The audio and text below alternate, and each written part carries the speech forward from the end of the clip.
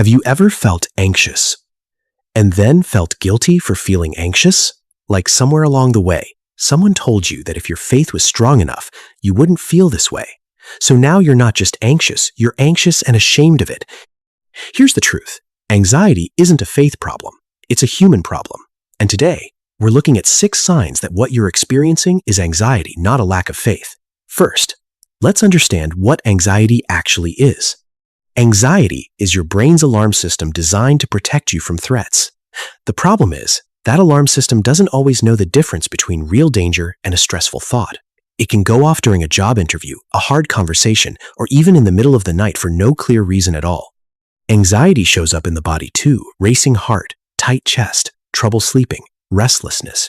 It's not just worrying too much. It's a physiological response, and it can happen to anyone, including people with deep, sincere faith. So let's go through 6 signs that what you're feeling is anxiety, not a spiritual failure. 1. Your mind races, even during prayer or worship. You want to feel peace, but your thoughts keep pulling you elsewhere. This isn't disrespect, it's your nervous system struggling to settle, even in a sacred moment. 2. You feel physical symptoms you can't explain. A tight chest, shallow breathing, a knot in your stomach. These are real, physical anxiety responses, not signs of weak faith. 3. You've prayed about it, and it still hasn't gone away. Faith doesn't erase our humanity. Even the Psalms are full of raw, unresolved fear, and lament prayer is companionship in the struggle, not always an instant fix. 4. You feel guilty for feeling anxious at all. This guilt often comes from misunderstanding scripture, hearing, "Do not be anxious," as a command you're failing, rather than an invitation into peace. 5.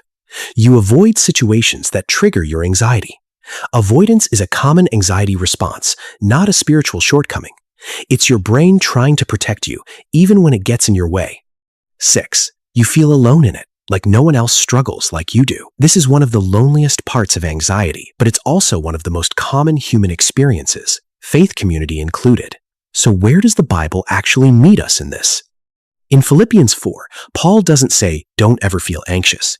He says to bring your anxiety to God in prayer, acknowledging that the feeling is already there, and inviting peace into it, not instead of it. And in the Psalms, David describes fear, sleeplessness, and a downcast soul long before modern psychology had language for anxiety. Scripture doesn't shame the struggle. It sits inside it, with us. Faith was never meant to remove your humanity. It was meant to walk with you through it. If this is you, here are 3 small steps to start with. Name it honestly to God, to yourself, or to someone you trust. Anxiety loses some of its power when it's spoken instead of hidden. Separate the feeling from your faith. Anxiety is not evidence that your faith is weak. It's evidence that you're human. Consider professional support alongside your faith. Therapy and prayer aren't in competition. Many people find healing in both together. You are not failing God by struggling. You're growing, and growth is rarely calm. If this helped you feel a little less alone today, subscribe. We explore one mind and one scripture at a time every week. Let's grow together.